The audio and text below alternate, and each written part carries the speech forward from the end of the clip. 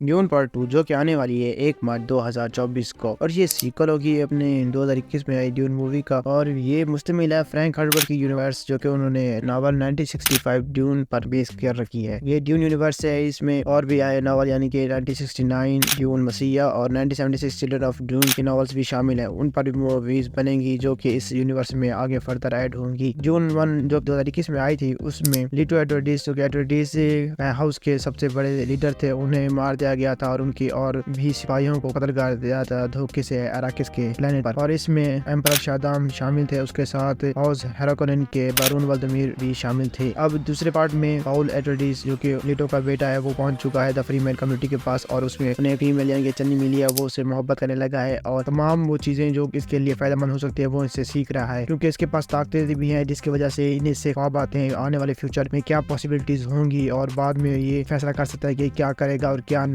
इन्हीं चीजों को देखते हुए फ्रीमैन कम्युनिटी के लोगों ने उसे द मसीहा, द प्रीचर और मुअद्दिब के नाम से भी पुकारते हैं, क्योंकि उनमें ये थ्योरी है, एक बात चल रही है कि एक मसीहा आएगा उनको जो इनके इन अजाब से उनको बचाएगा। तो इसी को देखते हुए वो इसे फर्दर यानी कैसे लीडर मानेंगे और चलेंगे, इसे अपने लीडर के तौर पर मानेंगे और आगे फर्दर पढ़ते जाएंगे। ये मूवी पहले 2023 में आने वाली थी 20 अक्टूबर को, फिर डेट दोबारा से तब्दील करके 17 नवंबर 2023 कर दी गई थी, लेकिन अब ये 1 मार्च 2024 को आएगी। इसकी लेंथ सही है, इस पर बहुत अच्छा काम किया है। इसका पार्ट मैंने देखा था, बहुत ही अच्छा था। डायरेक्टर यानी कि नैनस विलियोनी ने बहुत ही अच्छा काम कर रखा है, यानी कि देखने में आपको मजा जरूर आएगा। और वो ड्यून के बड़े बड़े मुंह वाले कीड़े, वो तो एक अहम किरदार करते हैं दिमाग को थ्रिलर करने के लिए कि यार ये क्या चीज है। वैसे अगर हम बात करें कि ये पूरी फ्रैंक हर्बर्ट की ड्यून फ्रेंचाइज में कौन कौन से हाउसेज शामिल है, कौन कौन सी कम्युनिटीज शामिल है जो कि इसे और भी बोलबाला कर देते हैं, तो उनकी तरफ हम चलते हैं कि इसमें तकरीबन 6 हाउसेज शामिल हैं। तो मैं उनका बारी बारी जिक्र करता हूँ।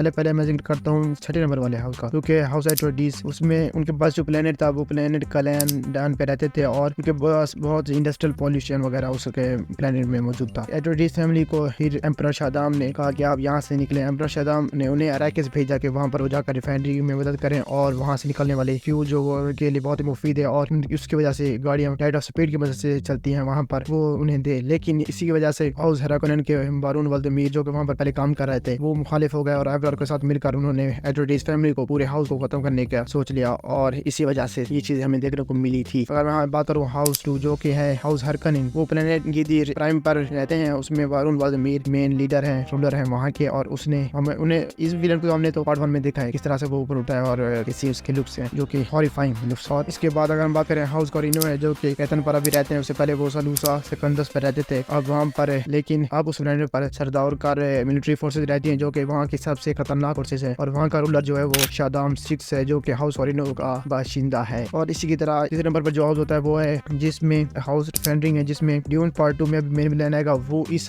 फैमिली से बिलोंग करता होगा। तो ये लोग रहते हैं केतन प्लेनेट पर, जहाँ पर वहाँ के शादाम 6 रूलर भी मौजूद हैं एम्परर, और ये उनके एज ए मुशीर के तौर पर काम करते हैं। इसमें बताया गया है काउंट हाशिमीर फेंडरिंग जो है वो लीडर हैं, और उनकी बीवी लेडी मार्गरेट फेंडरिंग वो भी इनके साथ होती है, और ये इनका अहम किरदार शामिल है कि किस तरह से ये दोगलाकर अपनी बातें बताकर शादाम एम्परर को अपनी चीजें मनवाते हैं और दूसरों पर अपनी दबदबा कायम रखते हैं। और दूसरे नंबर पर जो हमारा हाउस आता है वो है द बेनी गेजेट। इसमें ये मौजूद है वलाइट 9 प्लेनेट पर, और इसमें सुपीरियर लोग मौजूद है, जिसमें नन प्रीचर ऐसे मजहब वाले जिनको यानी कि रिलीजियस तौर पर ज्यादा अहमियत दी जाती है, वो तमाम लोग इसमें आते हैं। और इन्हीं लोगों ने द फ्रीमैन को बता रखा है कि यार तुम्हारे लिए मसीहा आएगा जो तुम्हारी मदद करेगा, और वो उन चीजों पर फॉलो करते हैं और उन चीजों को मानते हैं, चाहे वो उस डेजर्ट वाले अराकिस प्लेनेट पर रहते हैं और टनल वगैरह नीचे में उन्होंने चीजें बना के रखी हैं ताकि वो महफूज रह सके बाहर की धूप से। वहाँ की धूप बहुत ही तेज है जो उन्हें इनकी जल्द को भी जला देती है। और आखिरी नंबर पर यानी कि जिसको मैंने तरतीब दी है, पहले नंबर जो आता है द स्पेसिंग गिल्ड, ये हाउस आखिरी है। ये हाउस है लेकिन इसका कोई प्लेनेट नहीं है, ये जंक्शन पर रहते हैं, यही इनका हेडक्वार्टर है। वहाँ पर ये बहुत सारे काम अंजाम देते हैं एज ए नेविगेटर और इंटरस्टेलर ट्रैवलर के तौर पर, यानी कि अगर किसी को ट्रैवल करना होता है तो उनकी परमिशन वगैरह इन्हीं से जाती है। यानी कि अगर कोई अपना काम कराना चाहे और ये परमिट ना दे तो कोई नहीं हो सकता, वो गैलेक्सी में इधर उधर ट्रैवल नहीं कर सकते। ये बतौर अपने ग्राउंड रहते हैं, इनके पास चाहे अपना प्लेन नहीं है, लेकिन इनके पास ये कब्जा है कि ये हर किसी पर अपना दबाव रख सकते हैं। ये चीज है कि ये हाउसेस अपनी अपनी अहमियत के साथ हर जगह पर मौजूद है, इनकी अपनी अलग बात है। जो ड्यून पार्ट 2 आ रहा है उसमें हमें बहुत सी चीजें दिखाई गई हैं कि किस तरह से उसके दिमाग में चीजें चल रही हैं और किस तरह से जो सुपीरियर्स उनकी नन मदर्स हैं उनको गलत बीमा ठहराया गया है। तो इंतजार करते हैं किस तरह से ये हाइप लेकर आती है। 2024 वैसे भी आने वाला है, तो आपको इस पूरे ट्रेलर में कौन सा पॉइंट अच्छा लगा, कोई चीज करेक्टेड मिली है तो मुझे आप कमेंट कर सकते हैं। ऐसे थैंक्स, बाय।